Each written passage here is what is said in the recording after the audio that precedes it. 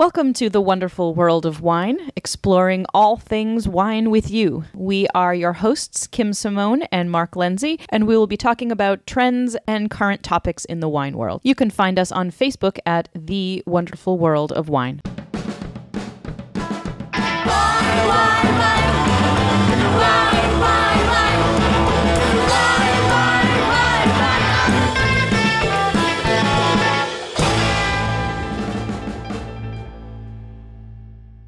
Hey, Mark, how are you this week? Hi, Kim. How are you? I'm well, thank you. So, hey, what was the most interesting question that you heard from customers regarding wine this week? Yeah, that's a good question. The thing that I get a lot from customers coming to the store is just recommend a good wine. And it puts a lot of pressure on me, Kim, because what I think is good and what I hope they think is good. So I just kind of go to my go-tos that are hot that week or what I think are tasting good that week. Yeah, it is hard to answer the what's a good wine question, because a good wine for you might be a different good wine for me, and also the context. How are you going to be consuming this? Is it going to be with a meal? Is it not? Is it for party? Is it for with friends? So yeah, that word good is kind of a loaded term when it comes to picking out a bottle of wine, isn't it? Yeah, it's a lot of pressure. How about you? Anything exciting questions you came up this week? So I had a very nice wine tasting with a bunch of ladies, and one of the questions that I got was about the subjective nature of wine tasting. So we were swirling and sniffing and tasting, and one woman raised her hand and she's like,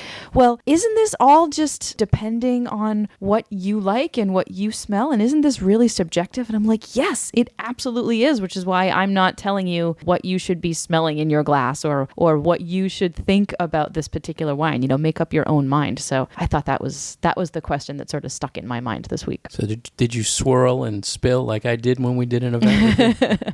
I don't think I spilled too much, but I did sort of swirl the bubbles out of the Prosecco that I had in my glass, unfortunately. So the first topic that we wanted to talk about today is about the three-tiered system, which is the system that the U.S. government set up after Prohibition for the sale and distribution of alcohol. And it's kind of like dealing with 50 little countries when you deal with alcohol in the U.S., because each state has its own set of rules and regulations, and that can make it super confusing. Yes, the idea of this was, in a way, it was a good idea. It was to control alcohol after Prohibition. But many feel that it limits consumers in buying options. So let's talk about in Massachusetts how it's structured. Well, first off, the states can either control it or they can allow individuals to control the sale. So in Massachusetts, we have three-tier. We have the winery that sells to a distributor, that sells to me, who sells to the consumer. So what are your thoughts on when you hear three-tier system? So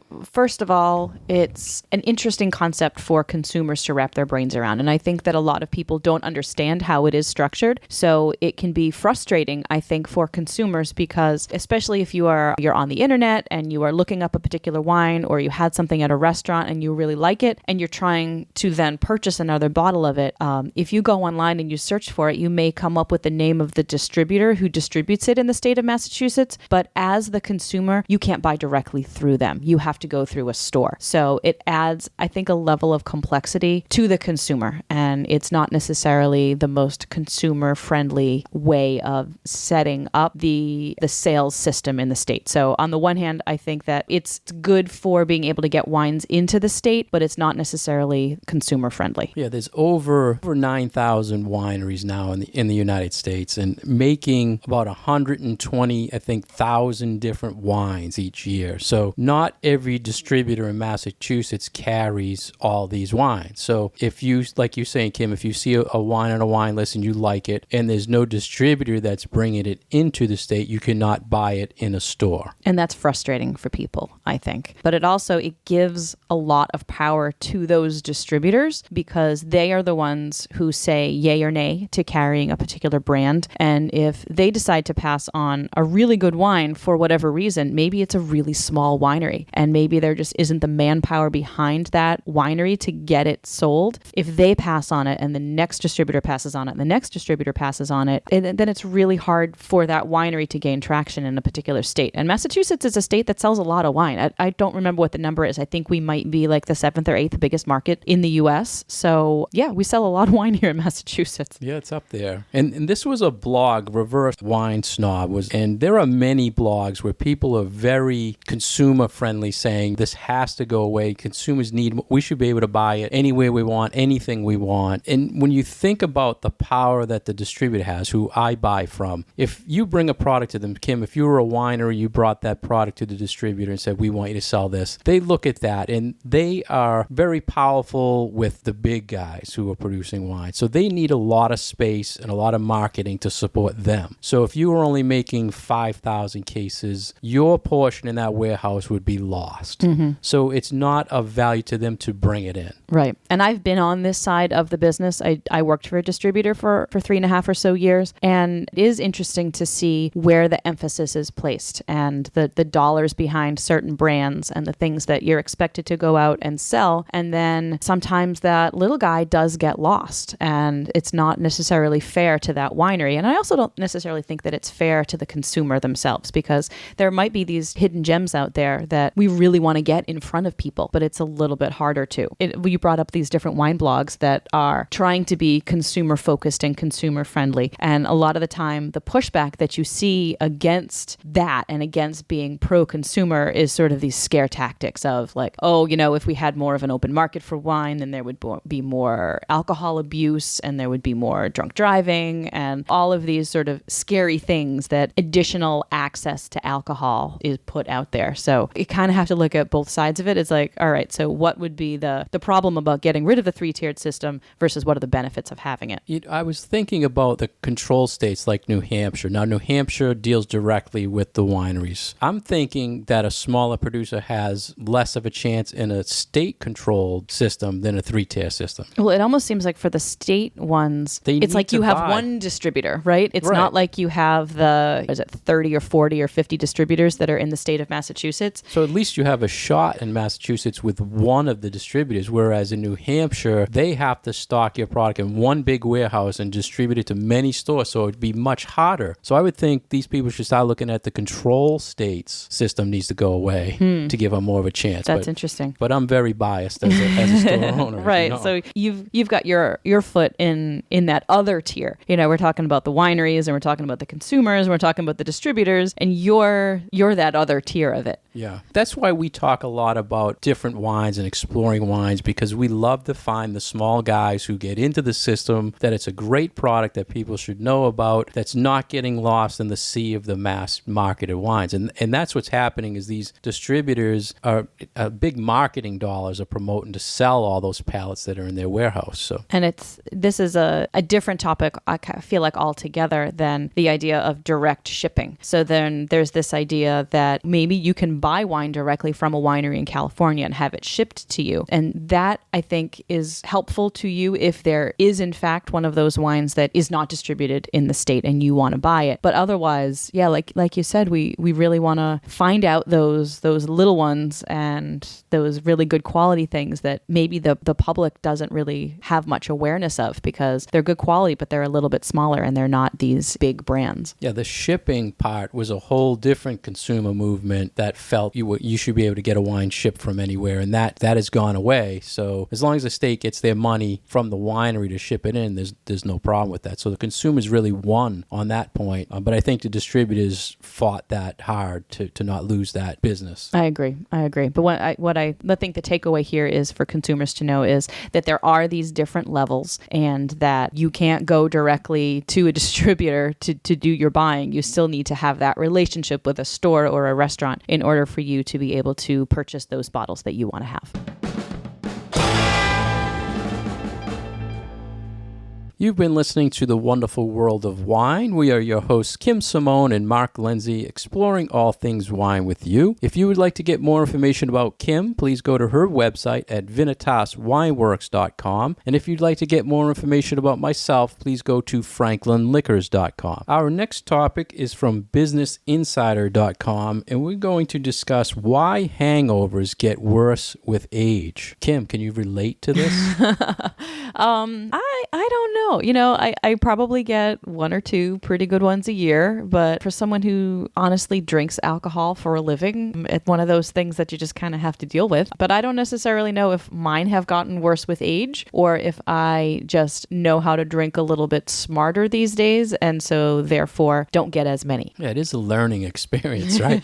I see. But most agree that there is no scientific evidence of why this or happens, but there's probably two reasons that it can happen. So the first off I'd like to talk about is, are there more additives in wine that would cause these hangovers than in the past? And this is something that we talk about a lot. A lot of people assume that maybe it's the sulfites in the wine that are causing your hangovers, or there's something else chemically in those bottles that is resulting in you feeling pretty crummy the next day. Whether it's pesticides on the grapes, whether it's additives in the winery, and it's really hard for consumers to know just by looking at a wine bottle or looking up information on the internet what is going on with their bottle of wine, what's going into that beverage. Yeah, and if you've listened to us in the past, we've always stressed this, that the only thing on the label they have to tell you about for additives is sulfites. So all the other stuff they're putting in there, and there's pages and pages of additives that could be hurting you the next day. And one of the big things we always discuss, Kim, is the alcohol. So say you're used to drinking a wine that is 12% alcohol. The next day you drink one that's 13 or 14% alcohol and you have a hangover. Chances are it's the alcohol. Yeah, I find that that's what gets me is more my alcohol absorption or how much alcohol I've actually put in my system that impacts me the next day. And a lot of it, I think, has to do with how much food you're eating, how much water you're drinking, and again, that sort of sneaky alcohol content on that bottle. One thing that I think isn't talked about all that often is the interaction of alcohol and sugar in a beverage, because I have found personally that if I'm drinking a high alcohol wine that also has a lot of sugar or sweetness left in the wine, that will impact me quite negatively the next day. So I think that's also something to think about when you are drinking, and not just wine. Think of like big fruity cocktails that maybe have a fair amount of sugar and also like a lot of vodka. I think that can really come back to haunt you the next day too. Well, that's interesting because sugar would probably be not the residual sugar that's left over. It's probably some sort of additive of sweetness. Quite possibly. That's probably hurting you. So if you had a wine and you had the same percentage of alcohol each time, but you got hurt by one wine the next day, would you assume that it is an additive or something in the wine that's hurting you? I don't know that I've ever thought of it that way. I don't think I have. I think for me, so like for an example, for me, I have a hard time with Malbec. I don't know why, but I've gotten more hangovers over drinking Malbec than for any other thing. And I've always been assuming that it is either something particular about that grape variety or that there's a higher alcohol level in that particular wine that I'm drinking. I don't think that it's that I'm drinking more of it than I would any other wine, but now that you're mentioning it, it may be. Maybe there's something in the production of that particular style of wine that is hitting me the wrong way. Yeah, that's usually Argentina is not known to be using a lot of additives, so that's interesting. Yeah, so I don't know. So what about the other reason they were saying you feeling these hangovers worse with age is your body, as you get older, just cannot consume alcohol the same way. And there's always like the conversation about how does your body process alcohol and the makeup of your body and body composition. And this comes into play often when we talk about how much can women drink versus how much can men drink, because women generally have higher fat levels in their body just because that's the way that our bodies are made, because we have to make babies and that requires a lot of fat. And men generally have more muscle mass than women do. Muscle helps you process and absorb alcohol better than fat does. And women tend to be smaller than men overall, not every individual case, but larger people tend to have a better time processing alcohol than smaller people do. So as we age, our bodies change and we generally tend to have less muscle and more fat. And so that means that we can't process alcohol as much or as well when we're older than versus when we're younger. Yeah, the muscle was one thing, and they also talked about liver enzymes. I thought this was interesting. That you cannot clear out the alcohol as well when you get older because there are fewer enzymes as you get older. So that was really interesting. So you would talk, Kim, about before you drink some wine or alcohol to have some water. Don't you think it's interesting? We're always told when we do tastings to not really cleanse your palate or drink a lot of water because it affects the tasting. Yeah, we are told that. But then again, you need it to hydrate, right? So I don't listen to the don't drink water people. No, I definitely stay hydrated. hydrated. I had an old boss who used to say that you have to drink the equivalent of water of whatever alcoholic beverage that you are consuming just to stay on top of the dehydration that alcohol will bring. And I really have found that if you drink enough water, you kind of can keep those hangovers at bay. So I find that it's really, really important to stay hydrated and also to make sure that you have food in your stomach when you are drinking, because high protein food, something with fat, something with carbohydrates are definitely going to help you process the alcohol better. So especially if you are a little bit older and maybe your liver enzymes aren't necessarily keeping up like they did when you were 25, having food in your stomach is going to help. You always say that about the proteins. I find it funny that the more I hear about people intake of proteins is when they're hungover and they'll say, oh, go grab a hamburger or something, right? But and I say do it before. Yeah, you say do it before. So I think it's very interesting.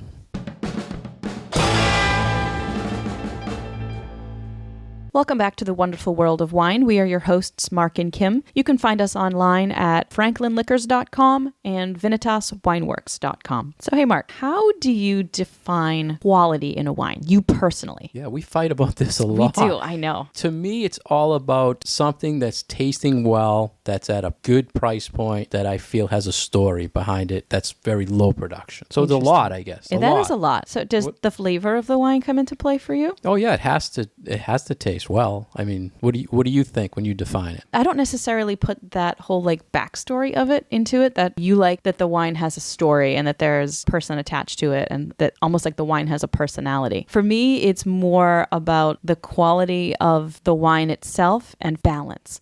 I'm always assessing balance in a wine. And for me, balance means that it doesn't have what I like to call elbows. The alcohol isn't too high or the acid isn't too high or the tannins aren't too overwhelming. I like to make sure that all those things are working together and then it has good flavors, but also that it's appropriate for the type of wine that it's supposed to be. So I don't want a big, heavy, crazy extracted Pinot Noir because that's not what Pinot Noir is all about. It should be light and elegant and flavors that are subtle and things like that. So that's part of my definition of quality. I like the balance thing. I think the difference with us is I need the story or to know something behind it to sell it to you. Right. So, and then if I tell you it's balanced and I give a little bit more background to it, I think it's better for sales. But I totally agree with you about finding something that's balanced. I just hope you look at the stories behind them to find out who you're giving your money to. Oh, I totally agree that because I try to support those smaller producers that are taking more of an interest in what they're putting in the bottle and then it's not a mass-produced commercial product. But for me too, the things that I try to get across to my clients is the context that they will be drinking the wine in, or how does that wine work for them in the place that they are drinking it. So I kind of feel like you need to look for how is the wine working for you. Do you want a big red because it has to fit in with the big dinner that you're having, or that's what the other people that you are drinking it with like, or is it going to serve some other purpose? Is this the perfect wine to be drinking out by the campfire or on a date night or some other place that you're going to have a wine? Is it going to go better with tacos versus is it going to go better with filet mignon? So I try to work that into it as well so that it's not in a vacuum.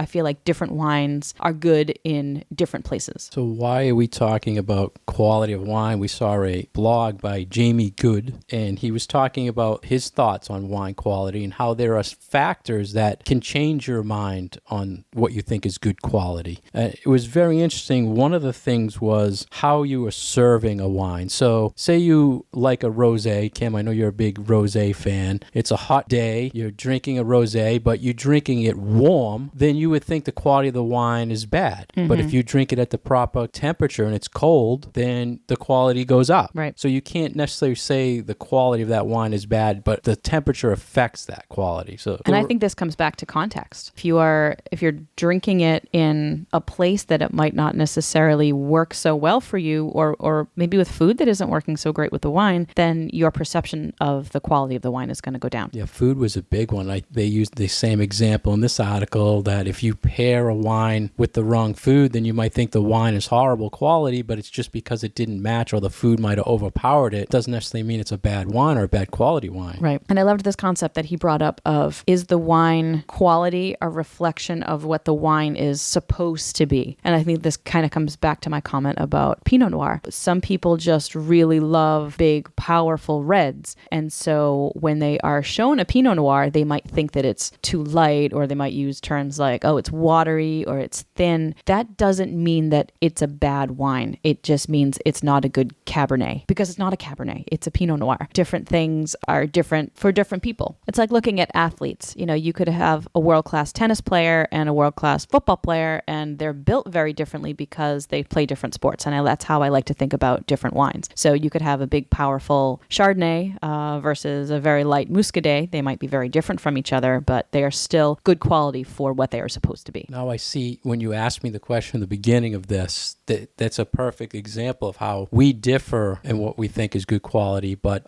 in consumers are the same way. So there are so many factors. I think one of the big things I hear a lot, and you talk about location, a lot of people will say, I'm on vacation and the quality of the wine was perfect. And a lot of that is the environment that you're in when you're having the wine that can affect that as well. I get this comment so many times from people, and it's like, oh, I was on vacation in Italy and I had this wine and it was wonderful. And so I bought a case and we brought it home and it just wasn't good anymore at home. And people think that they were either duped and that they were sold, crummy wine in place of the wine that they thought they were buying, or that something happened to it in transit. And a lot of the times I have to tell them, again, it's that context thing. It's like, you're relaxed, you're on vacation. That might be why the wine tasted so good. Your mindset was different. And so then therefore how you perceived the wine was also different. There was some talk within this article about winemaker interactions with the wine affecting the quality. What was your take on that? No, I think that totally. It's not just what the grapes are as they come in from the vineyard. There's a lot of manipulation that the winemaker does to the wine. And certainly I think that the hand of man has a big impact on the quality of the wine, not just the style, but the end result and how good that wine can be. So when you're looking at a label or a wine product and you see a specific winemaker listed, do you associate that with quality?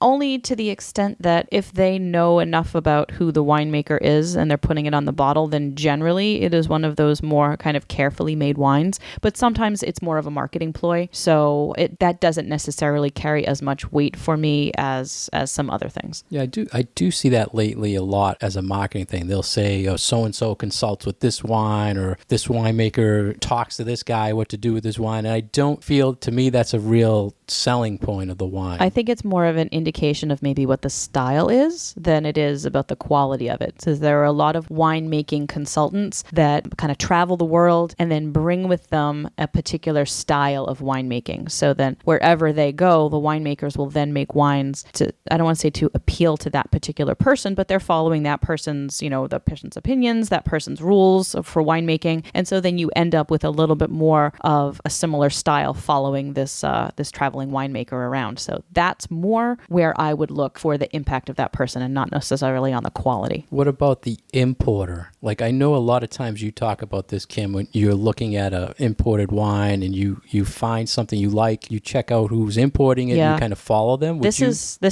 thing for me. Yeah. So, and I don't think that this is necessarily an easy thing for just the casual wine drinker to do, because I've tasted hundreds and probably thousands of wines in my life. And so I can therefore put my tasting memory and the things that I like with a particular importer. And I know, because I've tasted so many things, that yes, I tend to gravitate towards the things of, say, importer X or importer Y. And I've tasted lots and lots of things that person has brought in, and I have either I like the style of wine that they bring in, or there's something about, and I think it's back to this balance thing, there's something about the quality of those wines that I find particularly appealing. And so then I will search out those wines from that particular importer. But I think this is a really hard thing to do if you don't have an awful lot of exposure to different wines that are out there. Yeah, I think that's a great example of how you determine quality in your wines. One of the things, usually like an importer, they may have the same staff tasting those wines all the time. Same way with when you see a review. If you follow a certain magazine or a certain reviewer of wine and you agree with what they think is a good wine, then you follow them and you tend to agree with that quality Yeah, quality I assessment. think the publication point is very apropos. And I think that that actually would make more sense for consumers than following a particular importer, because it is easier for you to get your hands on a wine magazine and to read what they think about particular wines, and maybe a little bit about their tasting notes and a little bit about their scoring. And if you can find a few of those wines in a wine store and you try them and you like them, I think that's a much easier way for the consumer to gauge, all right, yeah, this might be where my palate is at, versus I'm trying to go a different route. But I don't think that it can be overlooked talking to your local retailer, so someone like you, and finding a store that maybe there are a lot of things on that shelf that you wouldn't ordinarily pick up, but that you have found over time that you like. So that wine buyer or that particular consultant might also have a similar palate to yours. So I think that that can be a very valuable thing for a consumer as well. I don't think they mentioned anything about cost in this, about quality, did they? No, I don't think so. And Which is almost the interesting. first thing that you brought up too is the quality price ratio. How much is a bottle of wine that's $10 versus a bottle of wine that's $50, and how do you gauge quality between the two of those? Yeah, because we talked a lot in the past of what price point you would set to say, okay,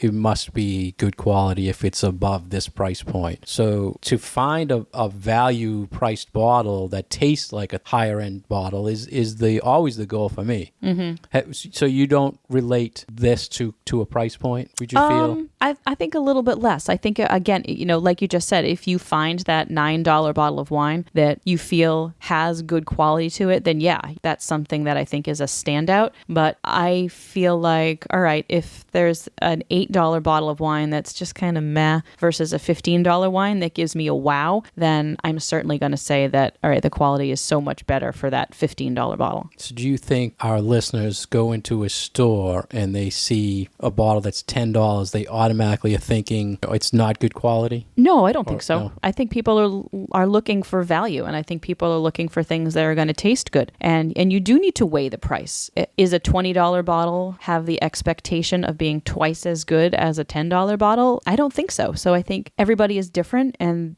they're weighing their threshold of how much do I want to pay versus how much enjoyment do I think I'm going to get out of this bottle. How about this, Kim? When you're tasting, someone hands you a wine, says, Kim, what do you think about this? Do you ask price first or after? No, I ask after. I'll assess the wine first. I'm going to try to come up with an idea of what do I think about this wine. And it just kind of goes against what I said before, because now I am taking it out of context, which is a hard thing about doing wine tastings. Yeah. You're in a room with literally hundreds of different wines that you're trying to taste and you're trying to assess. And you are sort of tasting them in a vacuum. It's like there's no meatballs to go with that Chianti. Hopefully they're all the right temperature. But I generally don't ask about price first. I want to have my kind of honest opinion of how is this wine presenting itself as far as what does it taste like, what does it smell like, back to that balance thing, and then I'll get information about how much does it cost. So if you find a wine that you think is tasting great, it's perfectly balanced,